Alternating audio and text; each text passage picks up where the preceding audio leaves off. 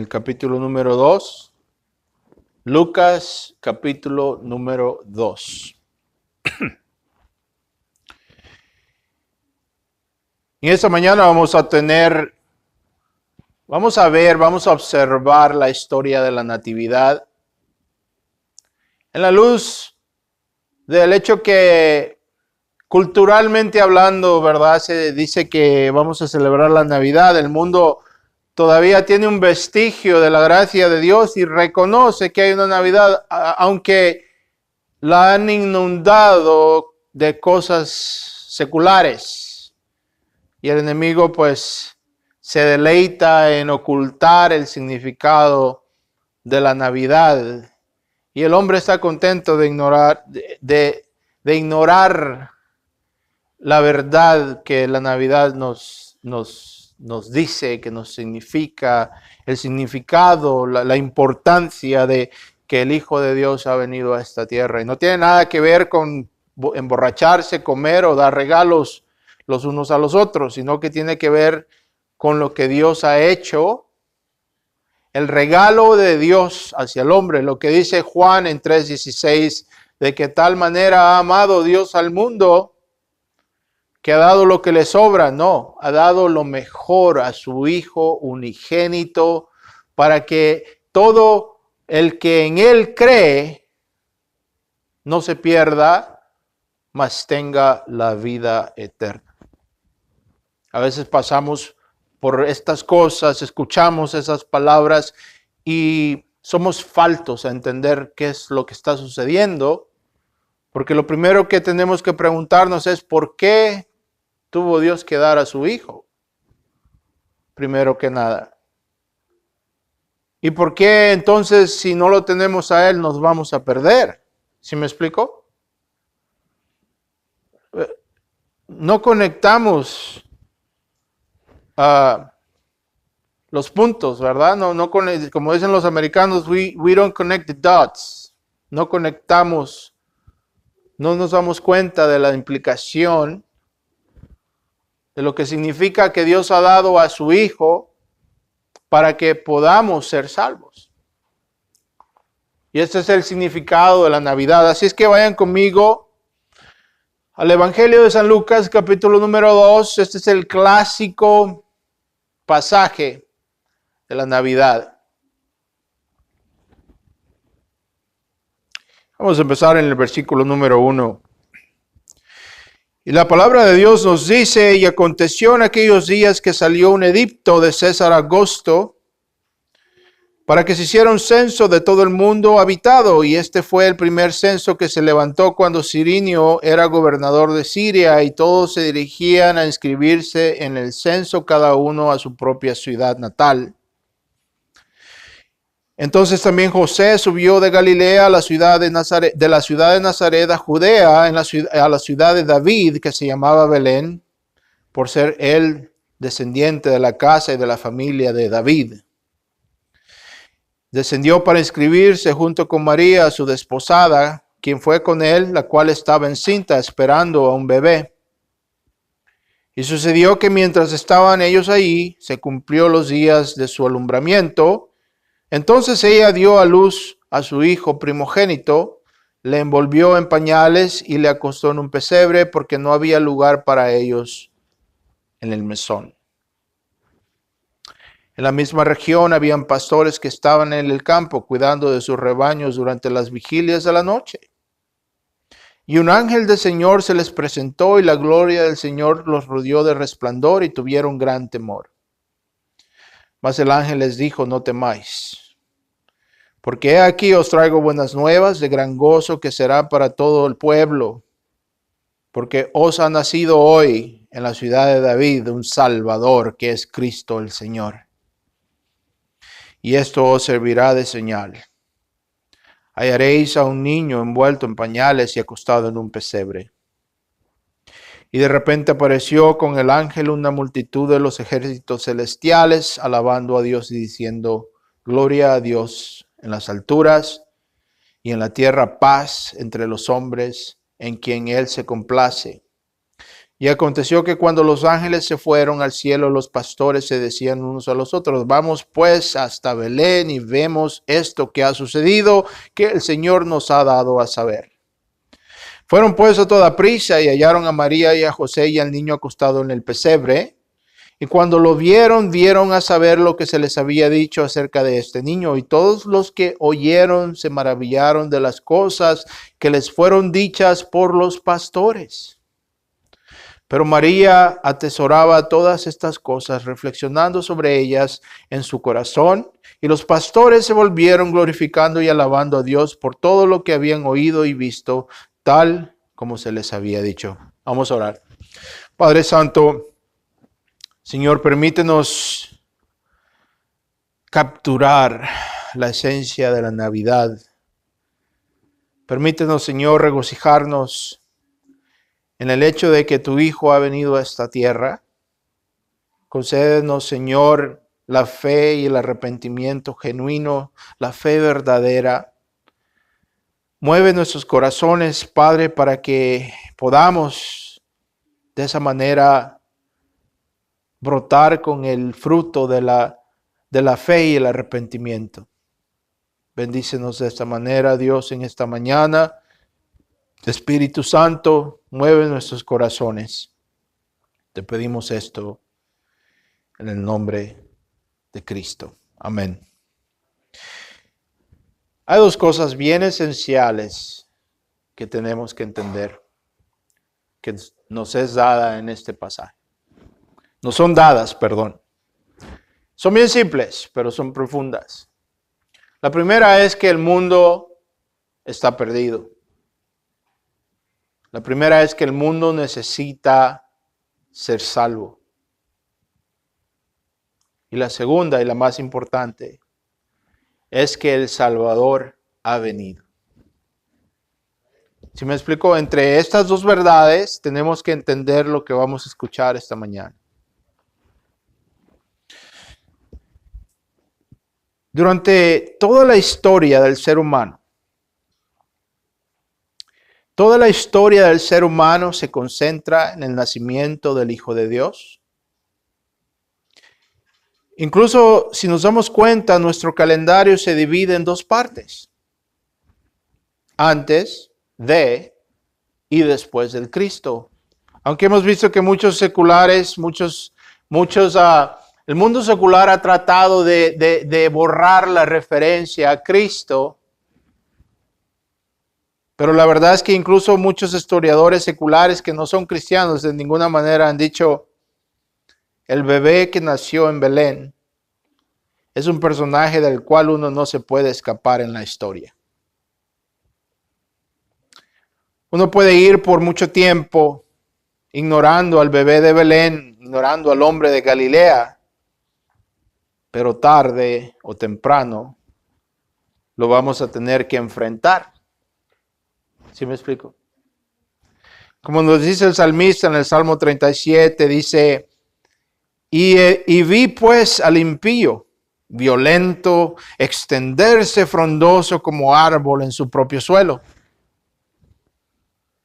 Él está reflexionando de que ha visto al inicuo prosperar en la tierra y esparcirse como un árbol, dice, frondoso.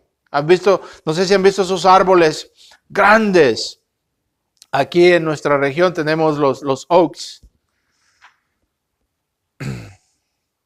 Grandes, se desparraman, ¿no? Que incluso a veces los tienen que mochar, cortar, podar para que no se esparzan tanto. Entonces el salmista está usando una ilustración.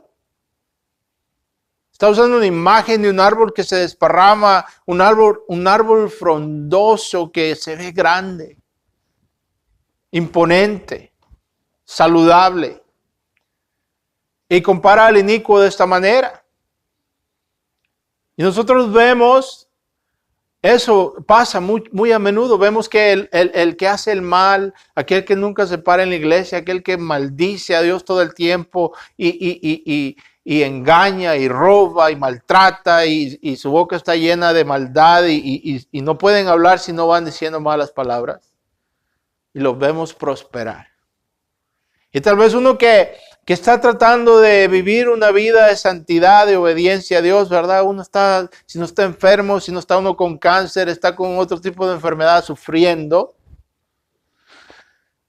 Y dice el salmista, lo he visto, dice al inicuo. Pero luego nos dice en el versículo 36, dice, luego pasó.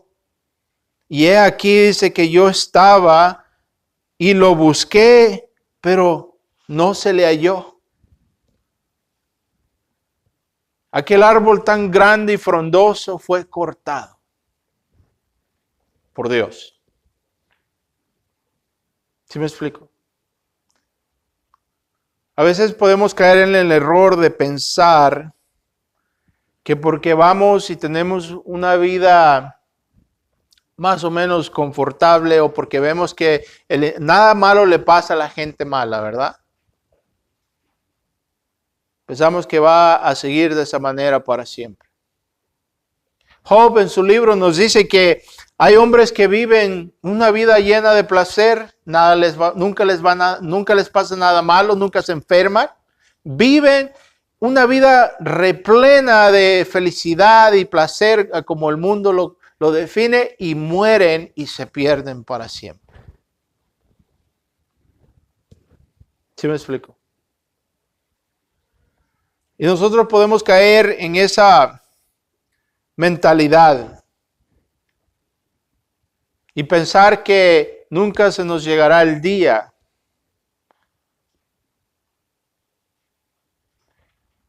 Quizás nos preguntemos, bueno, ¿y eso qué tiene que ver con la Navidad, verdad? ¿Qué tiene que ver con el bebé que nació en Belén? ¿Qué tiene que ver eso conmigo ahora en este día, en este tiempo en los cuales vivimos, en los tiempos de la tecnología digital y de todas estas cosas que nos rodean? ¿Qué tiene que ver eso conmigo? Pero escuchen bien, si pensamos y vemos, todos tenemos que pagar algo, ¿no? Tenemos que pagar la renta, el alquiler, las cuentas. Accidentes pasan, nos enfermamos,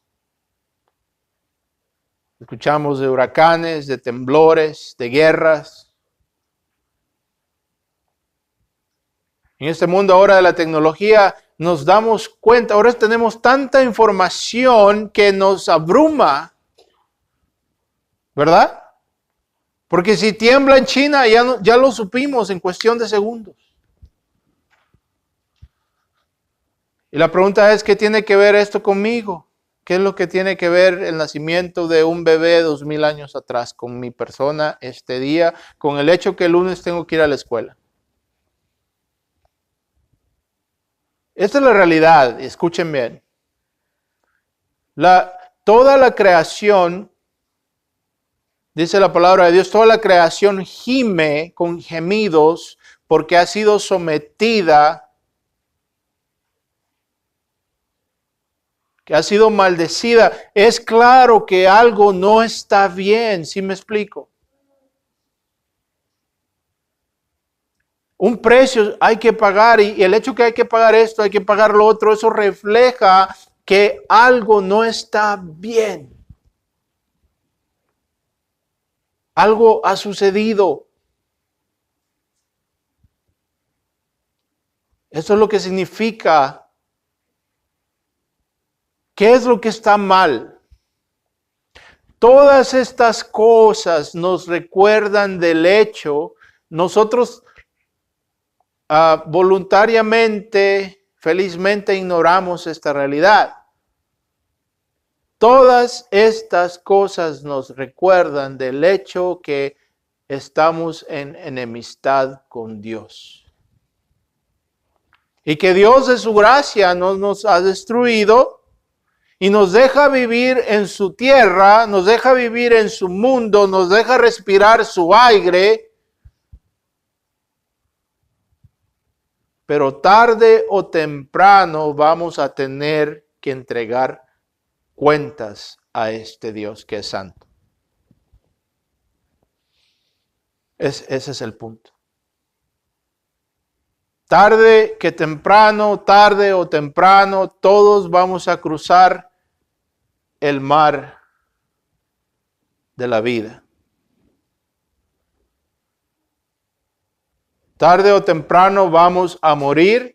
Y escuchen bien, a veces nos engañamos. Le digo esto a mis hijos, escuchen bien, les digo, hijos, ustedes piensan que porque ustedes están jóvenes, su apreciación de la vida los engaña porque les hace sentir, y es sentir, ¿sí me explicó? Porque tienen toda la fuerza de la juventud, todo el vigor de la vida adentro, entonces ustedes se sienten como que van a vivir 1000 años y como que tienen un tiempo muy grande para pensar acerca de las cosas de Dios.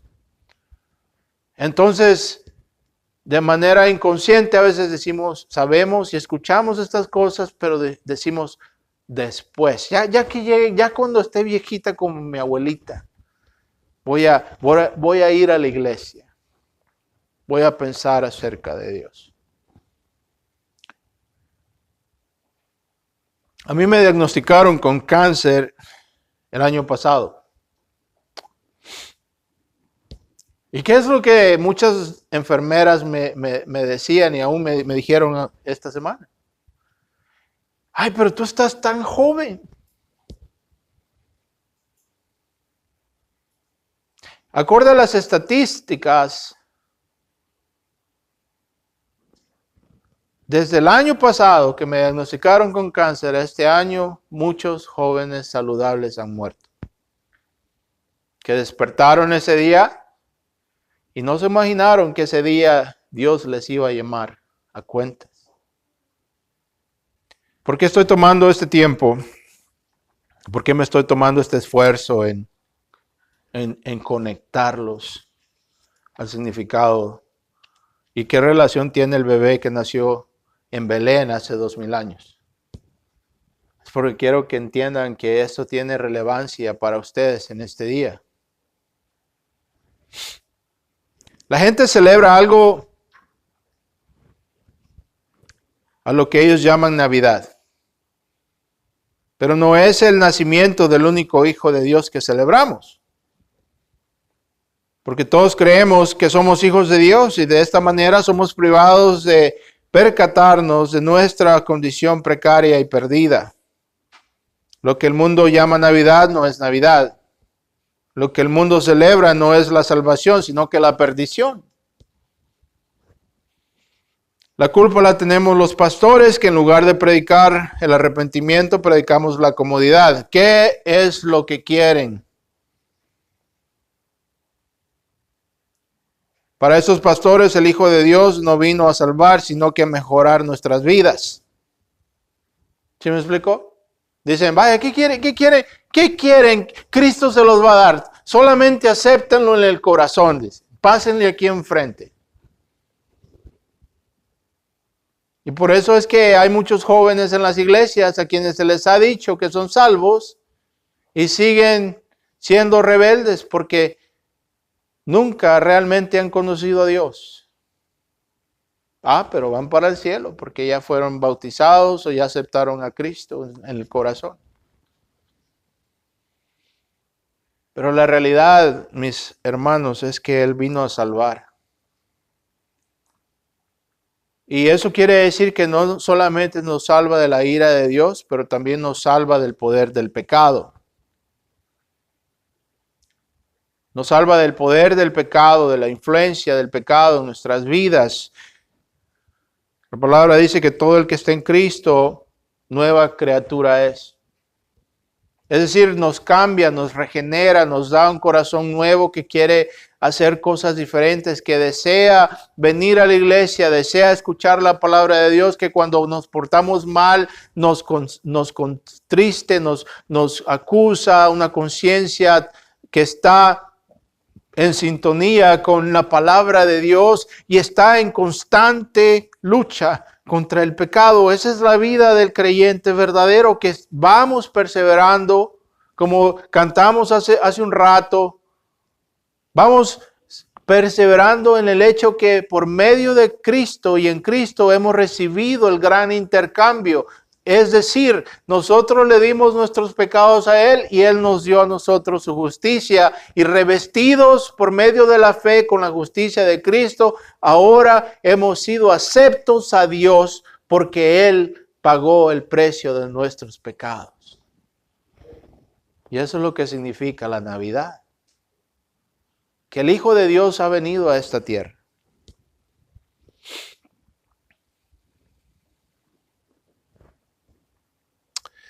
Aquí en nuestro pasaje vemos a Dios poniendo todas las piezas en su puesto.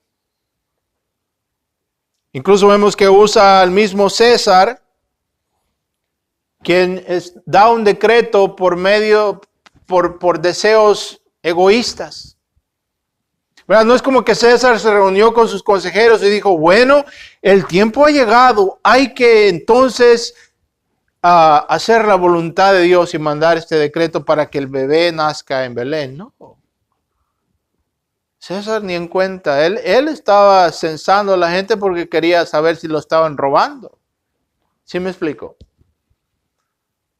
Quería saber si le estaban dando los impuestos como debería de ser. Entonces, ¿qué dice él? Vamos a contar a todo el mundo para ver si es cierto que me están dando lo que me merezco.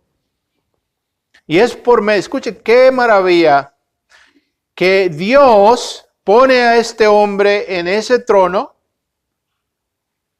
y se nos dice que en este punto en la historia existe lo que se llama la Pax Romana. Quiere decir, hay paz relativamente en el mundo, se puede viajar, hay un sistema de correos que funciona muy bien en el Imperio Romano y estas son las bases sentadas para que venga el Hijo de Dios en un tiempo donde se puede esparcir el Evangelio por todo el mundo. ¿Cómo obra Dios a pesar del hombre gobernando su creación? Así que vemos que llega lo que el profeta Isaías profetizó 700 años antes de estos acontecimientos. Escuchen bien lo que dice en el capítulo número 9, versículo número 6. Lo voy a leer rápidamente porque ya se nos acaba el tiempo. Dice, porque el niño, dice, porque un bebé, porque un hijo nos es dado, y la soberanía reposará sobre sus hombros, y se llamará su nombre admirable, consejero. Esta palabra consejero también quiere decir abogado. Dios poderoso, Padre eterno, príncipe de paz. Y del crecimiento de su soberanía y de la paz no tendrán fin sobre el trono de David y sobre su reino y sobre su reino para afianzarlo y sostenerlo con el derecho y la justicia desde entonces y para siempre. El celo del Señor de los ejércitos hará esto. Estas son las palabras del profeta Isaías 700 años antes del nacimiento del Salvador. Eso es lo que significa la Navidad. Dios nos ha dado a un Salvador, pero también nos ha dado, escuchen bien, a un Rey. Ahora muchos de nosotros nos sentimos bien, nos sentimos cómodos con un Salvador, con un perfecto Salvador, pero nos incomoda la parte del Rey. Entre más rápido doblemos la rodilla del corazón al Rey, mejor será. Escuchen bien porque lo dijimos, porque para allá vamos, entiéndame. Escuchen lo que dice Pablo a los filipenses, hablando acerca de la Navidad, describiendo lo que toma lugar. Escuchen lo que Pablo dice a los filipenses en capítulo 2, versículo 6.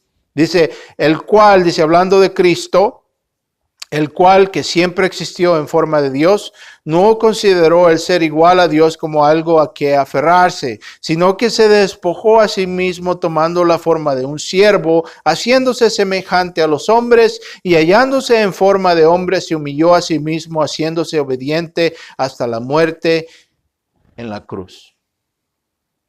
Por lo cual, dice, Dios también le exaltó hasta lo más alto y le confirió el nombre que es sobre todo nombre. Escuchen bien. Versículo 10. Filipenses 2:10 dice, para que al nombre de Jesús se doble toda rodilla de los que están en el cielo y en la tierra y debajo de la tierra, y toda lengua confiese que Jesucristo es Señor, para la gloria de Dios el Padre.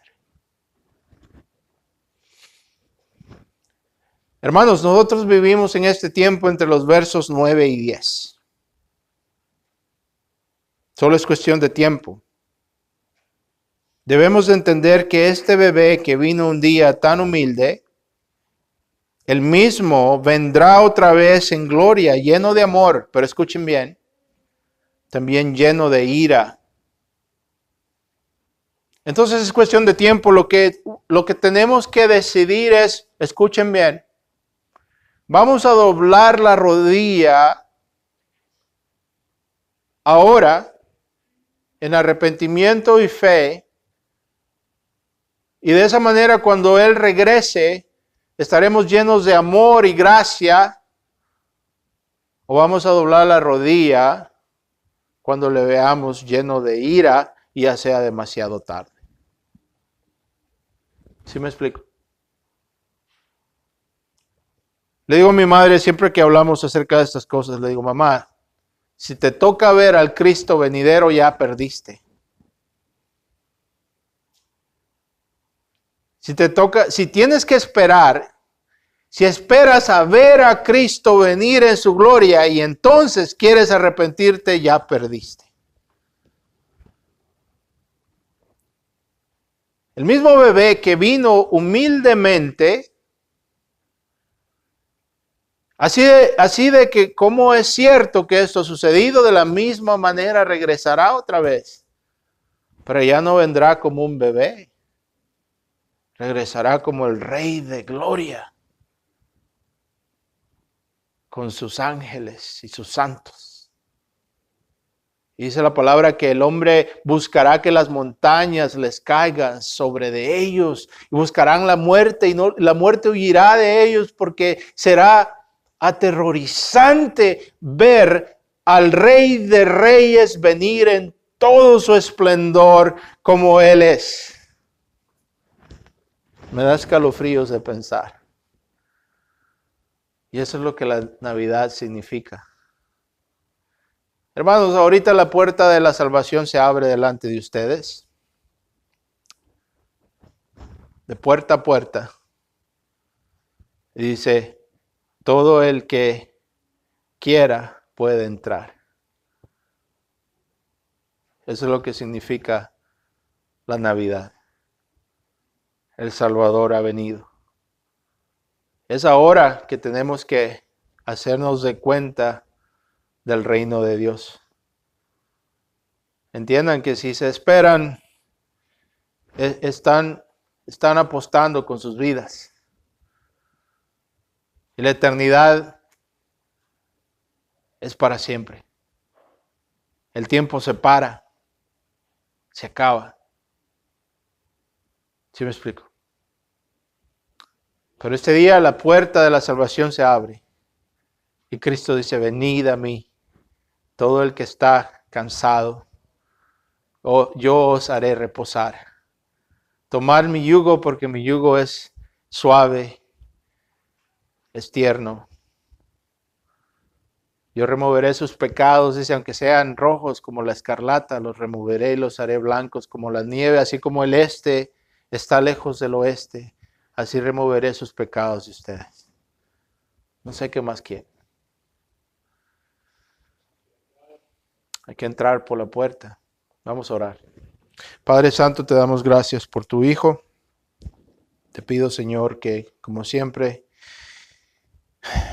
tu palabra no regrese a ti vacía, Señor. En el nombre de nuestro Salvador, gracias te damos, Señor. Amén.